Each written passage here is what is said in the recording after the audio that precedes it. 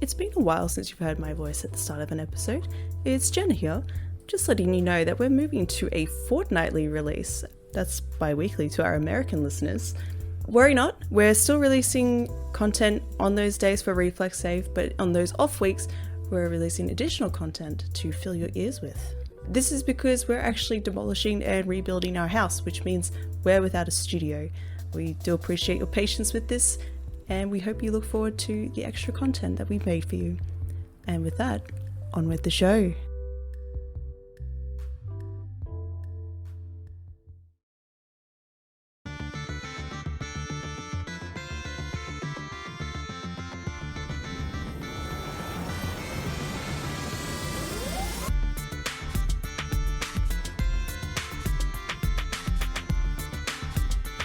Will die. He may die.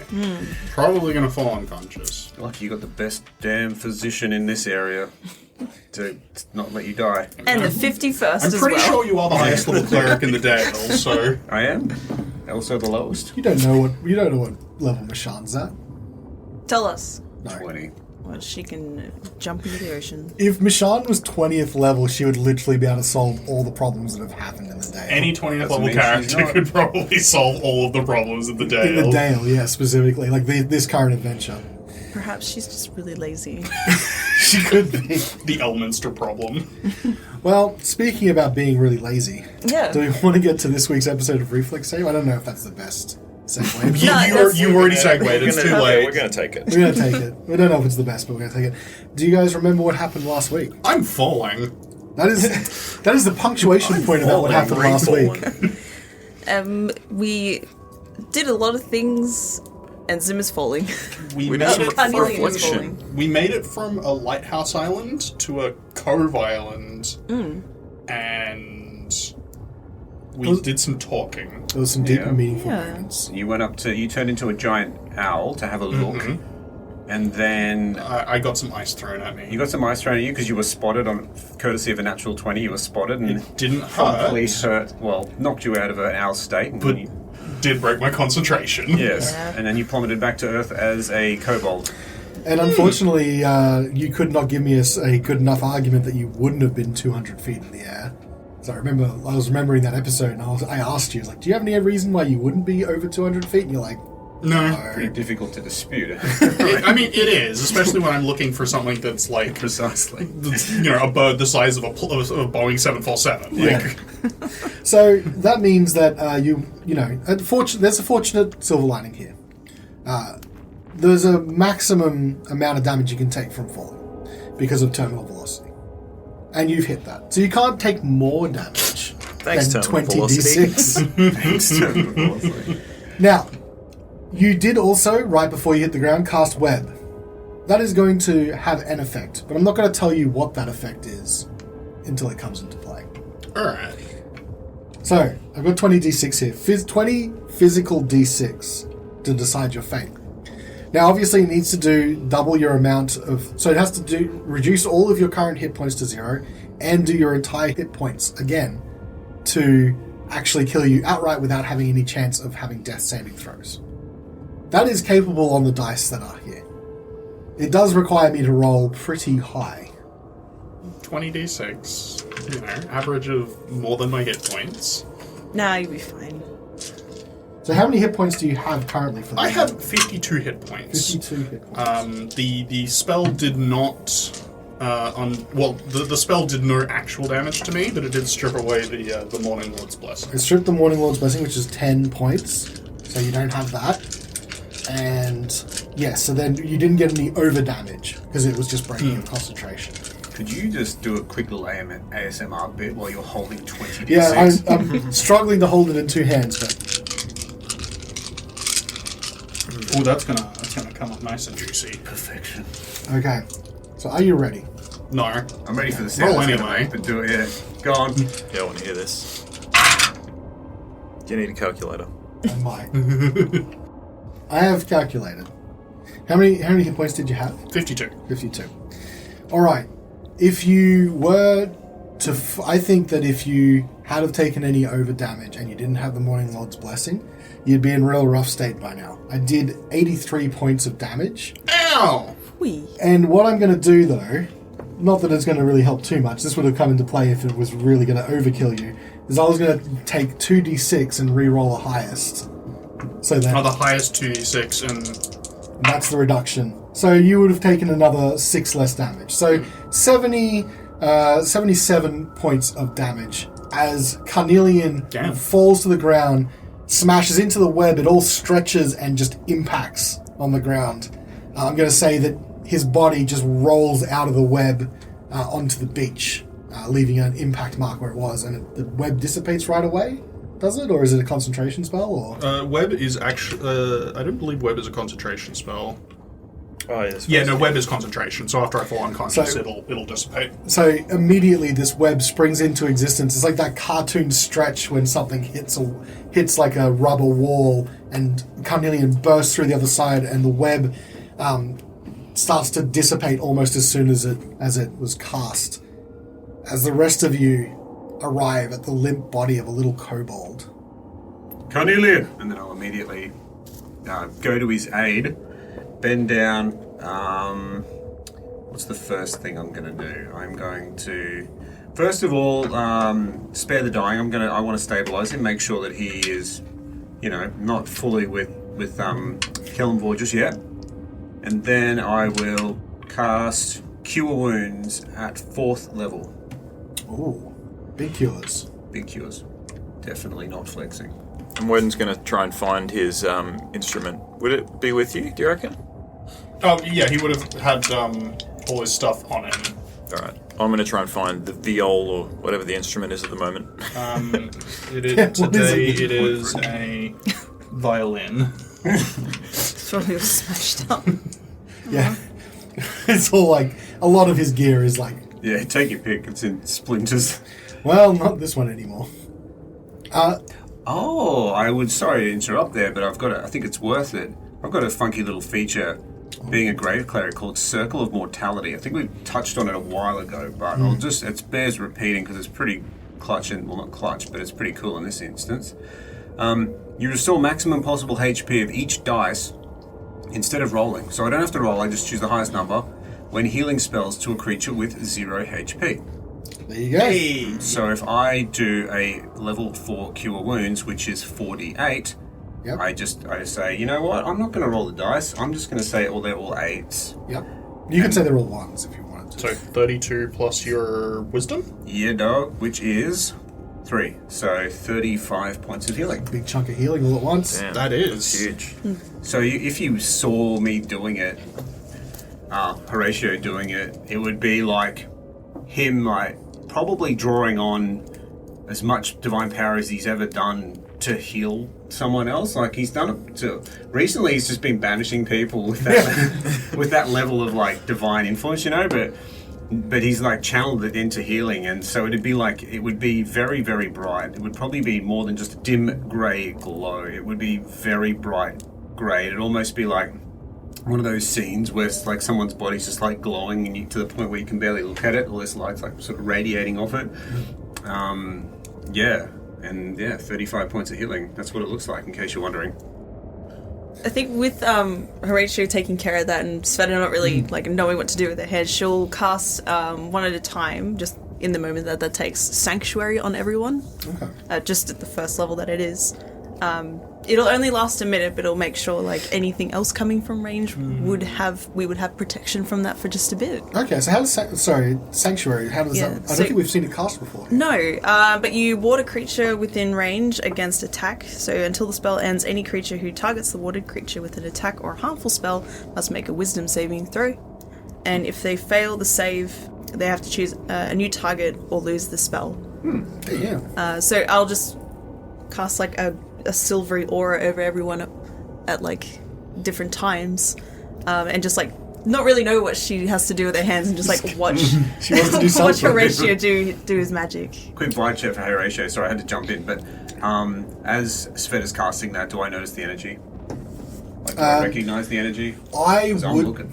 I would say, though, I understand what you're saying. I understand what you're putting down. Yeah. It's on the table right now. Yeah. But I think that being in such a serious situation with Carnelian being on the brink of death, I honestly think that you may just not have you're the probably time right. to focus on that. I'm focusing pretty hard, like doing my biggest heal ever on him. So If anything, Sveta's more concentrated on you while she's doing this than anything. So. okay.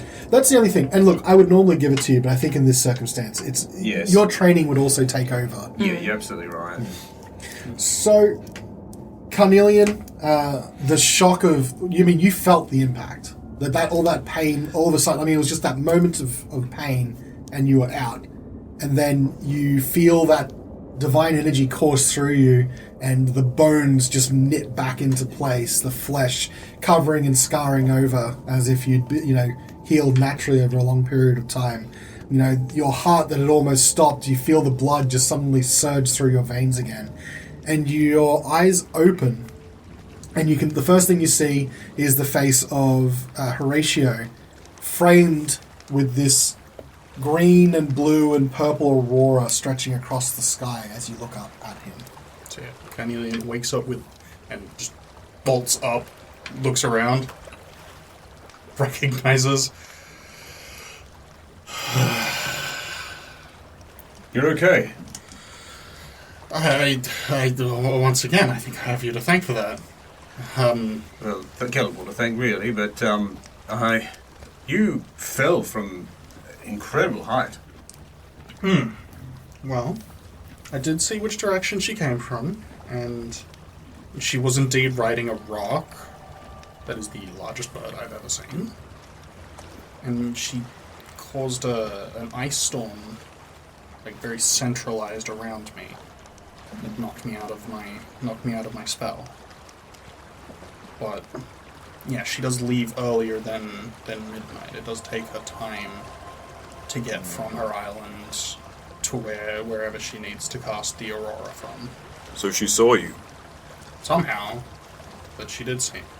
What do you think that means for us? She might assume that I'm dead. Well, this might be a bit dead. And he holds out the splintered remains of your violin. You might have to find something else to finish your song, Carnelian. Oh no, give me that. It's okay. I'll take it from you and take a minute to cast mending on it. Her skills with wood are unparalleled. I don't even need any tools. Incredible. Carnelian is speechless, both from the seeing his instrument destroyed, but then also seeing it being repaired. He's just unbelievably grateful. Just like Carnelian's body, just the wood, where the head of the instrument, they all sort of start creaking back together and knitting themselves back into a finished product. Oh, Here you go. Thank you. I have no idea what I'd do without this. Yeah, I don't know what you would either. You need that for spells, right? Correct. This is how I channel my magic. Well, yeah, you definitely need that for tomorrow. He'll take the violin and pull the bow out of His leg. No. We've got the quiver. Yes. Oh, that's right, yeah. It doesn't have to store arrows. It can just store things. So you just pull the quiver pull the bow out of that, and test the strings. And I'm gonna start changing the pegs and oh no, it's all. It's out of tune now. It absolutely is going to be out of tune after that fall. Back in tune. I'm going to be all night with this. I like how you've just turned the magical, projectile storing quiver into the ultimate Pelican road case. Look, anything that can fit in it, Carnelian's going to start putting into it. Start stuffing it in.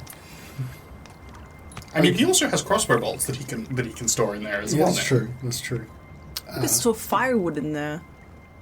Good enough, There yeah. you go. Yeah. Can I get a quick time check? What time did we say it was? So it's just late past afternoon? midnight now. Oh, shit, okay. Because the aurora. Oh, Aurora's of happening. course. My bad. So, so it's late at night. You guys are probably pretty exhausted from the day, but you wanted to stay up to do this kind of scouting. I'll take the first watch. I need to Are you sure? You can't go to sleep I can't go immediately to after sleep dying. I can't go to sleep with the tune like this. It needs to. This needs to get sorted out first. Do you need anyone to stay? No. I've got this. Okay. If it's all right with you all, I might go to sleep. I'm pretty spent after doing that. Me too. Took a big chunk of Kellenvor with me. Pieces of Callan that you give to people. There you go. I've only got one box and I've ticked it, so you know. I mean, so same. All right. So Yeah. that means, though. Okay, so the first watch would be Carnelian. Who would take second watch? I can take it. Okay. I'm going to say as well, after Carnelian's experience and Wodun's reflection in the last episode of like how things are getting close to the end, he thinks he's just going to stay up for probably half an hour and make sure Carnelian's like actually okay, and just sort of, you know, be laying down like he's going to bed, but just sort of keeping an eye on him, make sure he's like he is only taking the watch just to retune, and he's not like sort of dealing with anything heavier. Sure. Carnelian is in shock, but this like maintenance of his instrument is like Soothing. soothing. It is a good way to. He would be a lot worse if Svieta didn't have mending available. Yeah, true. Essentially. All right, and then Wodun's going to go off to sleep after that. So Carnelian sits down. I assume you still have like a fire going. Maybe beside the fire, everyone is laying around. You've got the old tent that you pilfered. Well, not pilfered. You took with you and mended. So I don't know if all of you are in the tent or if all of you are laying out and about.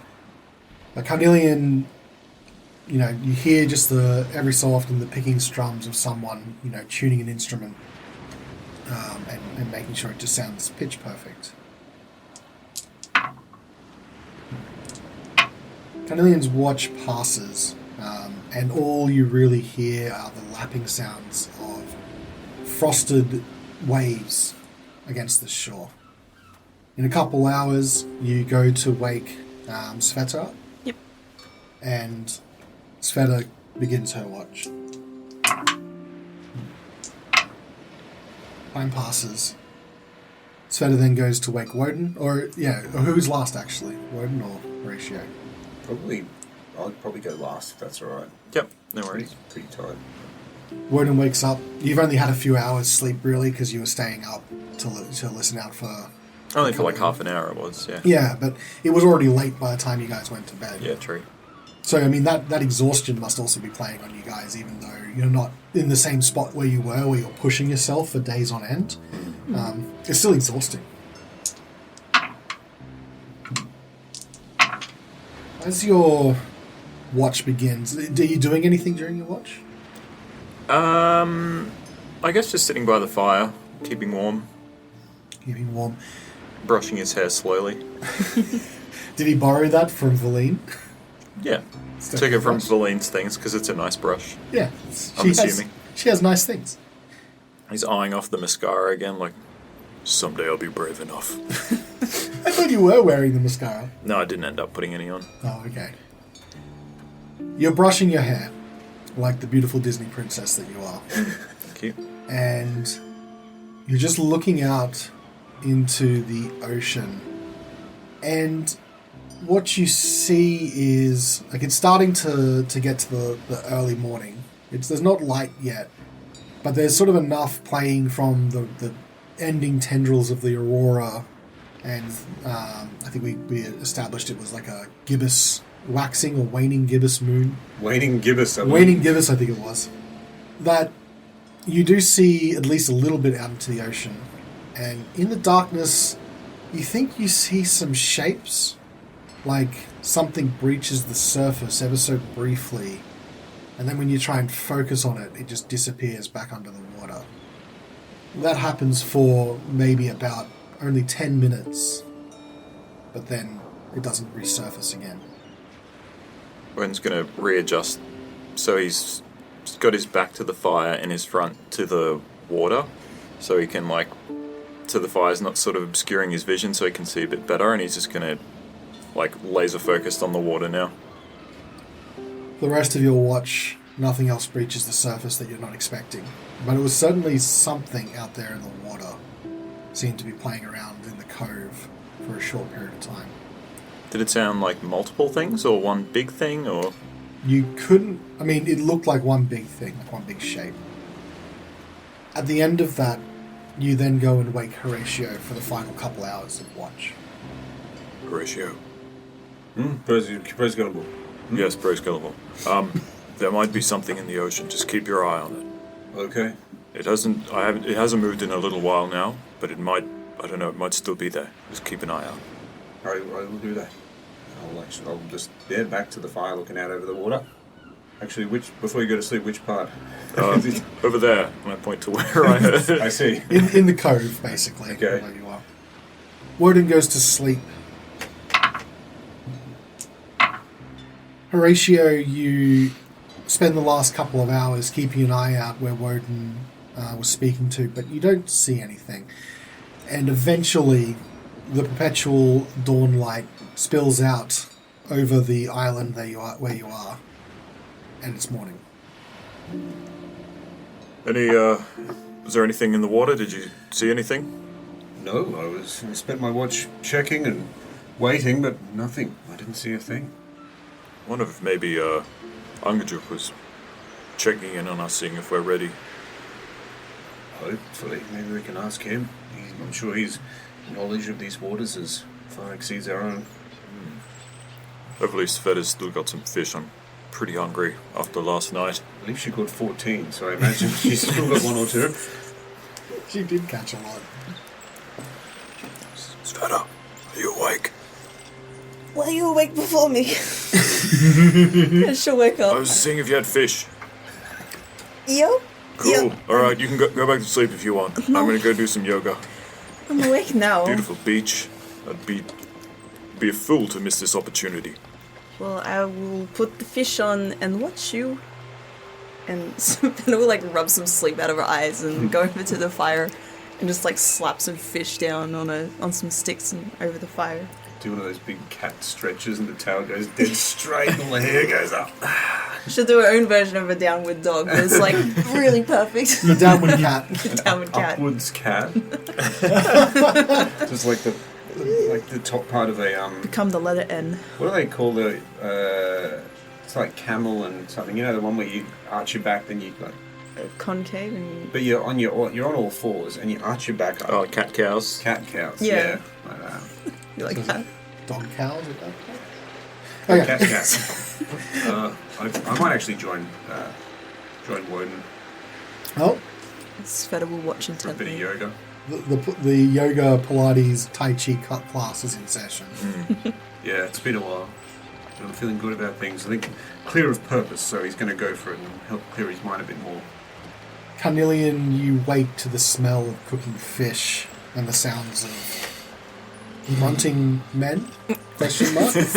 How do you hold it so long? My legs are killing me. Practice, Horatio. I assume that the sound of grunting men is a usual early morning sound in this adventuring party. Everyone's awake. You get breakfast sorted from the abundance of fish that you caught. And pretty soon, you wake Valine. She gets ready as well.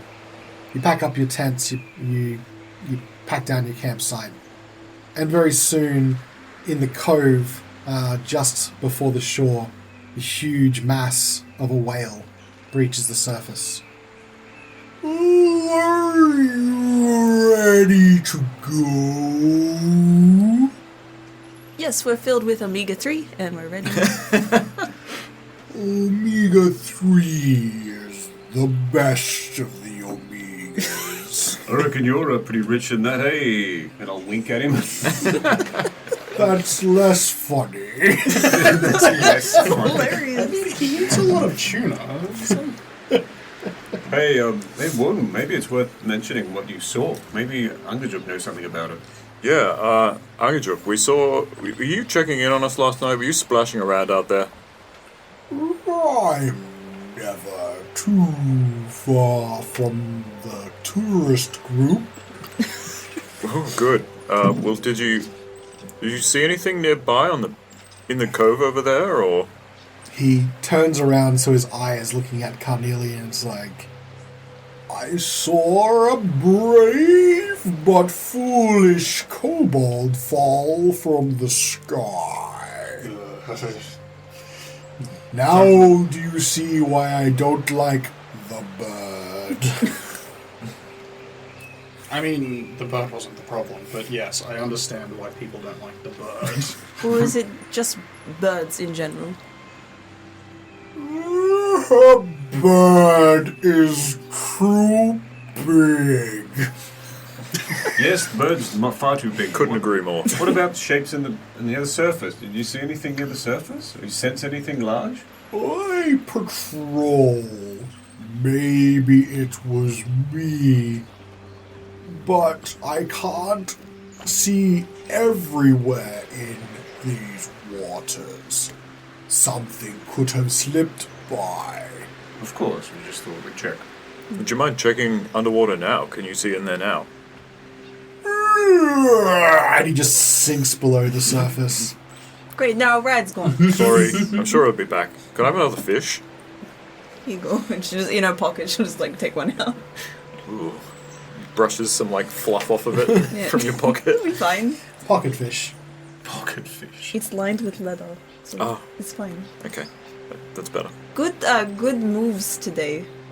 Thanks. I was doing a new thing where just to get a little bit of extra vitality out of my positions, I was allowing my toes to dip into the Arctic water, and it really sent a charge through my body. I feel great today. Reinvigorated. Reinvigorated, yes. I heard you reheated your toes by the fire. Yes, funny they're you should- very cold. It's funny you should mention that you felt more as a result of putting my toes in the water. I felt nothing at all. My feet went numb. It wasn't very good, but I still felt quite refreshed. That's because you need to work on your breathing. Your blood flow could improve. I could feel it. You were holding your breath when you were doing your more advanced positions. You need to focus on your breathing, and you can work through it. Okay, I'll take your word for it. I've always had an I'll issue show with blood you pressure. next time. Okay. I'm also imagining you both have frostbite on your feet. Oh yeah, I forgot to mention I still can't feel my feet. Actually, I don't have any toes anymore. Oh shit. Oh yeah, I can't feel my toes. That's because you ain't got none. After about 15 minutes or so, Ungajuk breaches the surface. I couldn't see anything out of the ordinary. But as we approach the Isle, it is worth being cautious. How far have we got to go? By the end of today, we should arrive. Do you know a good landing spot? We don't want to sort of turn up on the beach right in front of her. We want to... There are not many places to land. The Isle is sheer cliffs most of the way around, and there are shipwrecks everywhere around of foolish sailors who have attempted to make landfall. But I know of an ancient dock I can take you to. Totally a little schemy there. I don't even think he's fully awake yet. Underskeen is here! No. Falls out of the bubble. Oh! I told you I was a high-level druid! Oh no! Oh shit! I'm joining you for this part of the adventure! Could you imagine if it's like, well, I'm feeling sick today, so my brother Anguskeen will take you the rest of the week. Oh fuck! Just gonna put like a towel on his nose so he drowns. God. Towels to the hole.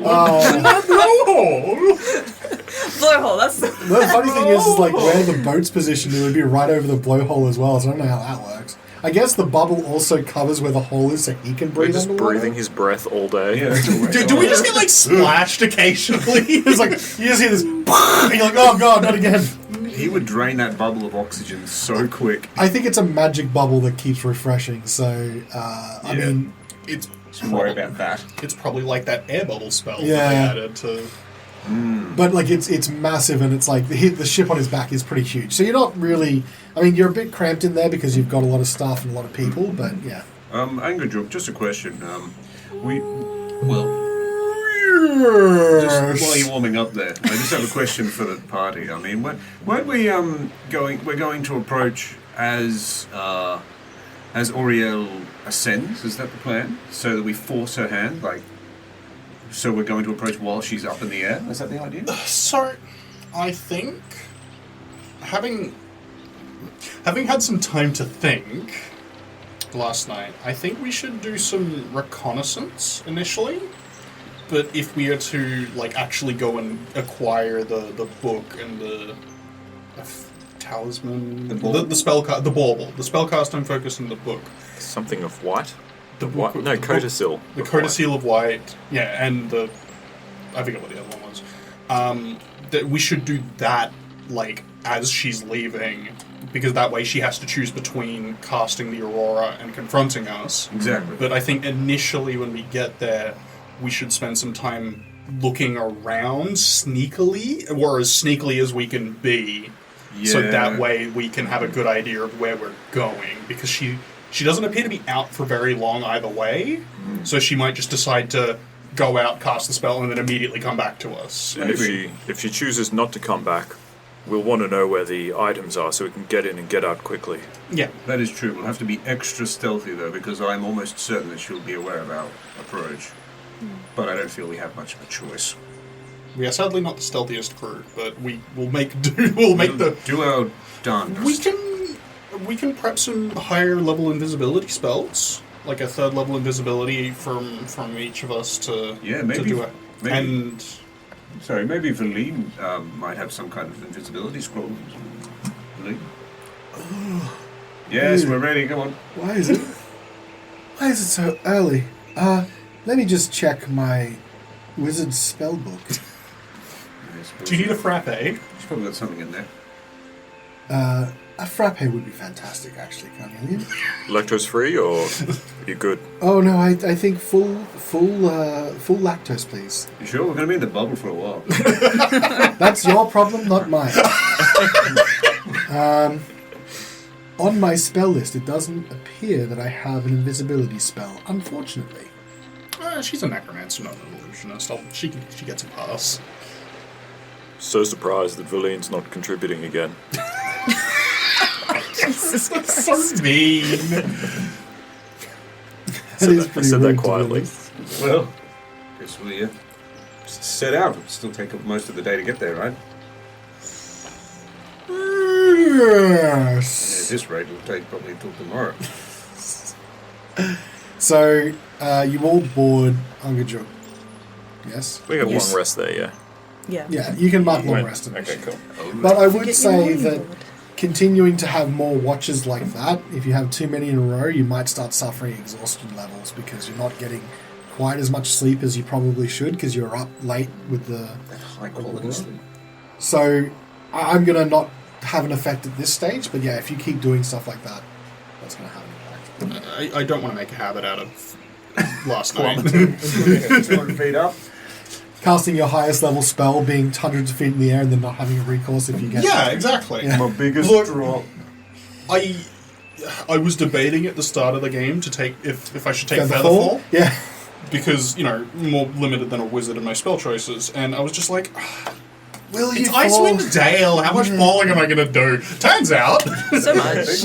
Turns out there's giant rocks. There were griffins somewhere in Icewind Dale you could have fallen off. There are big tall mountains, and there is an alien spaceship you probably could have fallen out of There at was some also point. a hole that went all the way down to the Underdark. Yeah, there's definitely a falling danger, I think. Yeah, I nearly fell off into a ravine at that little Oh hut. yeah, the Black Cavern as well. What's his name? Macretus's hut. Macretus, Yeah. a part of the hut fell off into the cliff. That is true. It wouldn't have been useless, but I feel like the 4 times tops maybe know. not justify the permanent spell that I would have had to learn. I would have to say at least twice there was a very real chance of permadeath in those situations. So, I mean... Well, the trap that the kobolds set, Yeah. the creaky place at Macretus's hut, Which, yeah. and then just now, yeah. Yeah. All right. Onward. So, once again, you're all boarded onto Angajuk, and he backs out of the cove. Beep, beep, beep. I've got 2 questions, but please carry on. Is it for Angajuk, or? Yeah. He starts sinking into the waves like, you had some questions for me. Yes, first question, why do you have a beeper? And the second question, why are you using it when it's like an empty ocean? The ocean is not as empty as you think. I've hit plenty of narwhals in my time, and let me tell you, they're a pain in the ass. Road rules are road rules. Road It doesn't matter rules. how many people are on the road. Yeah. Look, once your vehicle 3 is times is reverse on the ocean. once your vehicle is a certain size, you must have a beeper when you're reversing. Yeah, I'm surprised. I think your long, what do they call it? The oversized sign fell off the back. Are you calling me fat? No, you're just very large. Isn't that the same thing? And it's Sperm whales are like 95% body fat. so you are. It'd be complimentary then, right? I'm very warm. Okay, so Angajuk sinks below the waves. Do you have any other questions for Angajuk as this, because he's just going to start taking you underwater. Unlike the previous days, he doesn't seem to be taking you to any specific locations. Does he know to take us to where we want to go? He said he knew like a little hidden cove. Ancient dock. How Doc, yeah. how long will it take? Will take us to this afternoon. Angajuk, what's the approach like for the dock? Like, once we get to this ancient dock you speak of, what are we expecting? Are we in for a climb? Is there a secret tunnel or something? We'll always be ready for a climb at the island of Solstice. It is mostly snow and ice, sheer cliffs, and ice stairs. I'm glad we bought that Just cooked today. snowwalking equipment. Sorry, what was that, Tim? I'm sorry, I said Angajuk's cooked today. I can't remember the voice I've been doing. I was on the beach last night. I'm pretty sure it was always just like Finding Nemo, like Dory Whale voice based, so. I'm really hungover today. There's a hint of Sven the narwhal in there, I think. So he starts taking you under the waves, and every so often you breach the surface. He doesn't really need to, as we've established with the air bubble, really breach the surface himself, but he seems to be breaching mostly so he can sort of take in a couple landmarks around as well, and sort of, you just see him sort of breach for a little bit. He doesn't seem to be breathing hard or anything. He's just sort of looking around, and then he ducks back under the waves. As the day progresses, though, you find that every time you breach, which is not often, but every time you breach, there is more of that fog in the air. You felt little wisps of it in the cove where you were, but it gets denser and denser the later you get through the day. Until the last time that you breach, the fog is pretty much complete.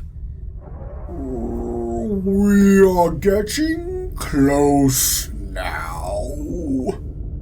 I'd advise caution. What do you mean by that? Like, we need to be quiet? I'm not a quiet thing, but keep your eyes peeled. I will do that. Have you got your drift globe? Oh, yes, of course. Thanks, I definitely do. It is really difficult. Any light that you make, whether it's through the drift globe, whether it's through torches, whether it's through a light spell, does only have a limited penetration through the very thick fog that's obscuring everything around you. That drift globe was a really good find in that sunken ship. Ungajuk dives back under the surface from the thick fog, and you can see now he's not moving nearly as quick as he was before. And after, 10, 15 minutes or so, you start seeing that he is very slowly and cautiously picking his way near the bottom of the seafloor. Your drift globe is sort of illuminating a little bit, and you can see he makes sharp turns all of a sudden as things loom out of the dark depths. There are many different rocks and sort of reefs that are unexpected. And they sort of pop up at sharp angles. If you didn't know where you were going in a ship, it's very likely you would be gashing a huge hole in your hull. Eventually, Ungajuk breaches the surface once more. And what you find is a little bit unexpected. The fog that was hanging thick in the air has cleared. Before you can see the sheer cliffs of what looks like... Have you ever seen the photos of the Arctic where they've got those just sheer ice walls as things break off? It's like that. Like a shelf, ice shelf. It's like, yeah, exactly. It's an ice shelf. And you can just sort of see this extending out to, to both sides of you, of this kind of shape that juts out into the sea. And anyone that looks behind you, what you see is also strange. You can see a wall of fog that just starts at a certain point and must move outwards from there. Almost like the island is being kept artificially clear itself. Like an eye of a hurricane zone. Yeah, that's not a bad description. Although there's no gale force winds, it is almost like a clear eye. And you would guess that if you had to come by boat, unless you had a captain that knew exactly what they were doing and this area like the back of their hand, there is a good chance you would have wrecked on either the sunken rocks or the exposed rocks just from the fog. In fact, as you look out to your to the left of you, so west, you can see two broken boats that look like they're beached on some exposed rock. Ooh, this is why I advise caution. There are many dangers approaching the island of Solstice. But here, I can take you ashore. Is there, so from where the boats are, how far out from the actual shoreline are there? And is the shoreline sort of frozen and icy, or is it still in water? The boats that you can see are beached on rocks that are maybe about 200 feet from a sheer ice shelf cliff wall. And then it kind of curves to make almost like a little cove itself, but it's not a cove that's a beach, it's a sheer ice wall again, all the way around. It's like it's sort of this big carved out shelf. And then the rocks that they're on are hundreds of feet from the furthest point. But to land, there's about 200 feet either side. Ungajuk seems to be steering away from that and moving more to the northeast. I wonder if it's worth checking out those boats, see if there's anything on there. Or maybe they could serve as our base of operations, perhaps, while we're here. I don't know. Maybe. I mean, it depends how badly they're wrecked, and if we can even stand on it. It might just be bits of wood just crashed over a rock. But maybe it's worth a quick look, I suppose, at the time.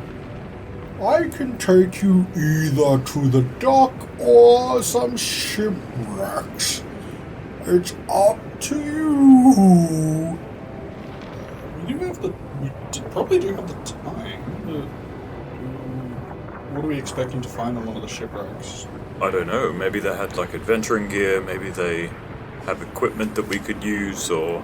They would have come here for the sole purpose of this Exploring, yeah. place, so maybe they left something there. Exactly, and regardless, it might help us burn a little bit of time, because we probably don't need this much time to scout, right? I mean, we only want maybe a couple of hours to do our scouting, so any extra time that we have here is more time that we need to remain hidden.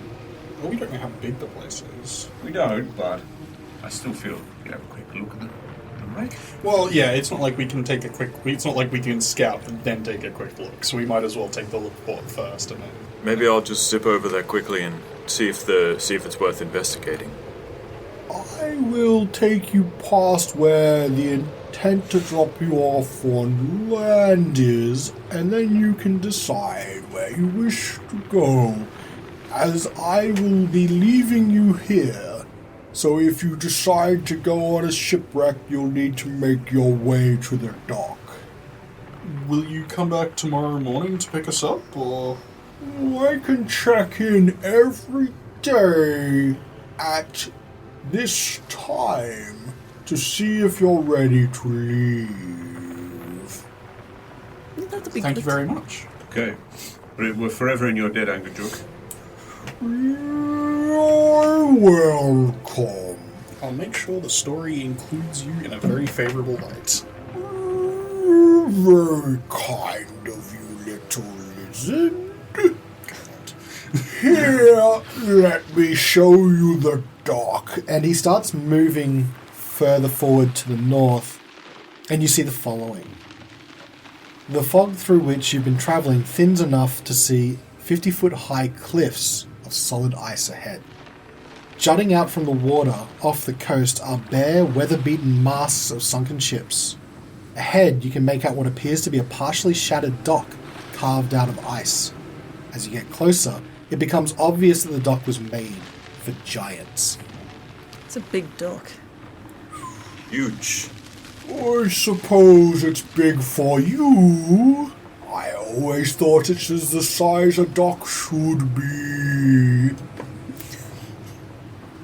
Have you seen a lot of giants come through here? Not for some time. Giants once made this place their home, but not anymore. Oh my goodness, this castle's going to be enormous. Oh boy, Yeah, good point. Yeah, if it was giant made. How do we open the doors? Maybe With we these climb, guys, Oh, of tenses his course. biceps. bring some rope and pittons and... We'll make it work. Well, thank you, Angajuk. Thanks again. Do you wish to be dropped off at the dock or at one of the wrecks?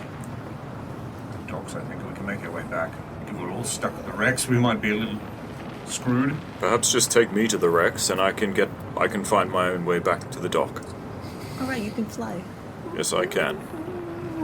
Okay. Docks first or wreck first, is what I would ask. I guess maybe drop these. Oh, I don't know. What do you reckon? if you're going to go scout, then I'd say take us to the docks. Yeah, we go away. Angajuk doesn't have to wait around. Okay. So drop me off first, and then to you guys to the docks, and then he can leave, and I'll get my way back. Because if I cast the fly spell, I've got 10 minutes, Yeah. and if I fly there, that way. explore, Yeah. that might be like I Yeah. might need to use a second to get back. Even though it's a short rest, like Yeah. I don't want to Yeah, of course. risk the slot. Yep. Oh, actually, before we leave you, let me just cast water breathing. Just in case you slip. Oh, how much is Sanctuary for? That's only for a minute. Oh, okay. But the water breathing, you can cast it on for basically everyone here. Yeah, as a ritual, and it lasts for a day. Yeah, that's pretty cool. So, It's such a nice, Right. ritual, lasts all day. Yeah. Why can't we get more spells like that? They Because should it's be. it's one of the few things that druids can get, and then they don't have to concentrate on it. I love spells like that, especially Yeah. as they get higher level. It's like not going to be a combat spell, it's like a utility spell, but you don't want to be like, oh, I have a spell slot for this. It's great. Do you want... so I can do this for you, just in case you fall into the water, which I hope not. Do you want me to also cast water walking on you? Or do you think you'd be fine? I think I'll be fine. Okay. Wait, how many spell slots have you just used? Well, these will be rituals. Oh, okay, easy, yeah. So I can do both, because water walking will last an hour. Actually, yeah. Well, I guess in case I have to use my the rest of my magic for the day, I can, or for the period, I can walk back. And as we've learned, make sure you're very careful about flying with concentration spells. Alright, well, be willing. Be willing. Willing. I love how that's your catchphrase now. Please, be willing. Well, it's just for willing creatures that she just gets nervous over some spells. Stop resisting. So I'll cast both water breathing and water walking in their own respective ritual timeframes. I'll just cast it on everyone. May as well. And politely asking everyone to be willing for both, because it requires willing creatures. I accept, Svieta. Thank Let you. me have it.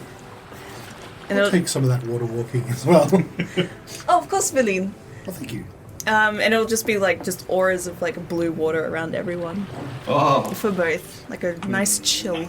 Ooh. Despite me not being able to feel my toes, this is still pleasantly cool. Do you want me to cast bonfire on your toes to defrost Oh, them? no, I've seen that in action. I think we're okay with that. Thank you. I'll live. Are we off of? So, Anachronist? I'm going to say that you do this as you approach the dock, and then all of those who are going to step off of the dock, which is everyone except for Wodun, steps off of Angajuk as he sort of sidles up to this giant dock, and basically, like the head where the boat is just lines up to the dock, and you can just step right out onto it. I'm gonna give him one last hug. Oh, that's so nice. Thank you. Oh, so kind, little druid. You are so kind as well. I have only one bit of advice for you, if you wish for it. Sure, I'm all ears.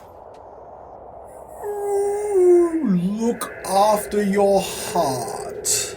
It is something very important to living things. Make sure your heart does not go cold as the winter, lest you turn into something like a real. For you, I will try my best. That's the only thing you can ask of anyone. Good luck, everyone.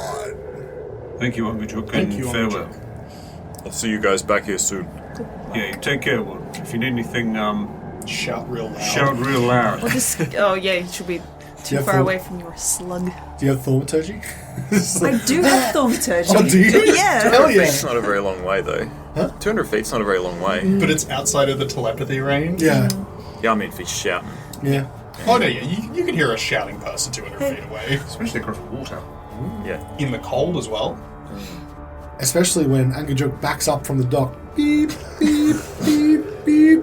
So much for stealth. Oh, that's literally what I was going to say. What was that? I missed it. We're both going to say so much for stealth. I'm not stealthy. Beep, beep. Okay, so What are you talking about? That's normal whale He sounds. resumes making the beat himself. he doesn't sink back into the water, but he does turn around in a long arc heading for the shipwreck. And it takes a couple minutes. Again, you can see that he's not moving particularly quickly, and every so often he does stop and seem to take a wide arc around something that you can't see. The only thing you can really assume, based on your experience, it's more underwater hazards that might be coming up a lot shallower than you are actually expecting. But eventually, Wodun, you are delivered to the dock. Okay, so before I step off Angajuk, does it, like Horacio was saying, does it look like these docks are gonna, or these shipwrecks are gonna sort of support my weight, or does it look like there could be possibly anything here? I have to roll a d8. Okay. Okay, so you arrive at the shipwreck, and it looks to you, as you're approaching, you can see at the hull of the ship is beached on some very shallow rocks. Like you can just see the edges of the rocks that have, caught the hull of the boat. It looks to be largely intact though, like someone's just beached it and been unable to really move it. And the damage to the top deck as you arrive seems relatively superficial. Most of it is age. You come from Luskan, right? Mm-hmm. You're not really a sailor. You're not really a sailor per se, but you're very used to seeing, boats going in and out of the the Luskan harbor.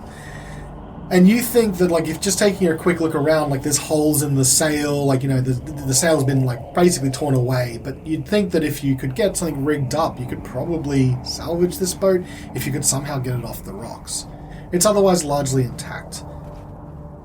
Well, Angajuk, thank you again for being our ferryman. Much appreciated, and just saying this in case we don't see you tomorrow. Do you have any final tips for me? Svieta got the heart thing. Do I get anything? Ooh, I would say to you this. Darkness is useful. Sometimes we cloak ourselves in it to hide the things that we wish to not see and help us progress through our day-to-day lives.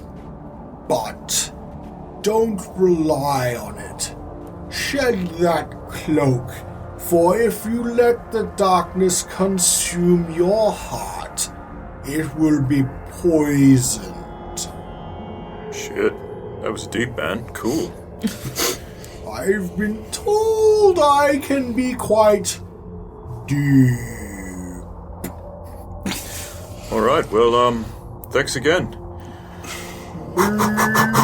And he taps his snowshoes just to make sure, like, just to double check in his own, or to I guess enforce in his mind that he's got his snowshoes on. Takes a few deep breaths and leaps from Angajuk onto the deck. You leap to the deck and land. It's pretty straight, so I don't think you'll need to do any kind of acrobatics or athletics roll. It's a pretty easy jump. And you turn around and you can see Angajuk, and he goes, "Be careful and good luck," as he starts to sink away from the ship. And he turns around and has a look around. Are there bodies? Does it look like the ship was abandoned, or they took their stuff with them? What am I looking at? Where you are right now, you can see an intact deck of a ship. You can see what looks to be errant rigging and seafaring equipment. But there doesn't appear to be any bodies or skeletons. Maybe the crew that beached themselves on this rock tried to make their way landfall. You know the dock is not too far from here. Perhaps one of they were able to deploy a longship or something like that. You don't see any additional boats, for example. So it's entirely possible maybe they got out. But also just as much, maybe they didn't. You can't really say from here because all you can really see is just cleaner than you would expect, but, a bit haphazard deck that rises in the front to the prow, and at the aft of the ship you can see what looks to be a wheel that has had a couple of the notches taken out from the spokes. Yeah. A couple of them are just like sort of worn down or broken off. Otherwise it seems to be intact. Okay. He's going to summon his spear and sort of use it as a walking stick in case any of the floor's slippery, and he'll proceed to head down to the deck or the whatever downstairs. So what happens is you head to there's a couple different ways you could head downstairs. There is a sort of little, in the deck of a ship in the middle, sometimes there's an opening where you can sort of take cargo in and out directly from the hull, and that's covered over with some sort of like wooden grate that disappears into the darkness below. At the fore of the ship where the prow is, there's two entrances that looks like they might lead into the ship and then head down, and then in the aft of the ship there's also two entrances as well, next to some stairs. Okay. I'm going to walk over to that grate thing. Mm-hmm. And is there anything around I can cast light on and throw into the hole? Yeah, I would say that it's like, as I said, there's a bit of a haphazard. Even like a piece of ice or something. Yeah, there's definitely something that you would be able to do that. Alright, I will. You cast light on a little, like, I'm going to say like a pulley that's come loose, right? And you drop it in through the grate. And as you drop it, the light drops very quickly and then very, very in very short order, maybe only like a foot from the edge of the grate, completely disappears. Very suspicious. Like, did it seem like magical darkness? Maybe. Do you want to make an Arcana check? Yes. Oh, nat 20, baby! Hell yeah. For a 23. Some sort of darkness spell could counter light. Sufficient levels of, like, when you're looking at darkness and light countering each other, the higher level spell will always counter out the other one. So, potentially, you've got some sort of darkness spell at work here, or some sort of darkness effect. But it certainly seems magical. Should I go down there? I don't know. Yeah, no. Give the listeners what they want. Alright. I'll head over to the... Did you say there's a stairway down? So there's two, on both sides of the ship, there's two stairways that lead either to the prow or to the aft of the ship. And there are there's two doors on just next to those stairways. You would assume they might lead into the decks below. Alright. So I've dark... Question mark? I'm pretty sure I do. Yeah, I do. Them devil eyes. So I'm going to spear at the ready, shield out. I'll proceed down the stairs. So you open the door, I'd imagine, first. Yeah. Is that in the aft or the fore of the ship? Oh, no, never mind. The aft. Okay, so you head to the aft of the ship and you open one of the doors. And the first thing you can see immediately is almost like a wall of darkness in front of you. You can't see past that wall. I believe, if I remember correctly, a certain spell that this does draw from, and I will double check, even if you have dark vision, that won't help you in this particular case of magical darkness. A creature with dark vision can't see through this darkness. Okay. Wodun is going to sort of like, I guess, poke the tip of his spear just into the darkness and make sure it's not like a solid wall or anything, just to double check that. The spear dips into the darkness in front of you, and its head disappears. Okay. Alright, here we go. And he looks where he's assuming the floor is through the darkness, about 10 feet in front of him. And he will bring his spear hand and his shield hand together, and a blinding white light will appear inside the room, which is the daylight spell. Ooh. Cool. At 4th level, because that's all I got, baby. Whoa. Oh yeah, because your warlock things, everything's maxed. Nope, it's 3rd level. My bad. Yeah, because it's I think not that's tied how it to works. your warlock, it's the innate ability of the Yep. celestial bloodline, I think. Yep. Yeah. Sorry, so yeah, 3rd level. You step into the darkness, and the first thing that happens... Hey, I didn't say that. Oh, sorry, I thought you did. No. I'm staying outside, but I want to cast it into the darkness. Okay. Ruined my description. Sucker! You step forward and begin to cast your spell. And from the opening, that dark portal, you hear something.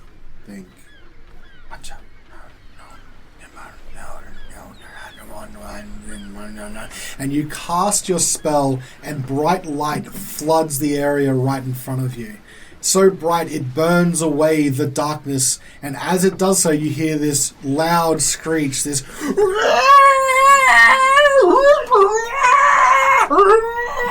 many voices crying out as your ears are almost deafened by the ear-piercing screech. And it says, find out next week on Reflexing! Oh, I've done it now. Of course. What a funny thing to say. What does he mean?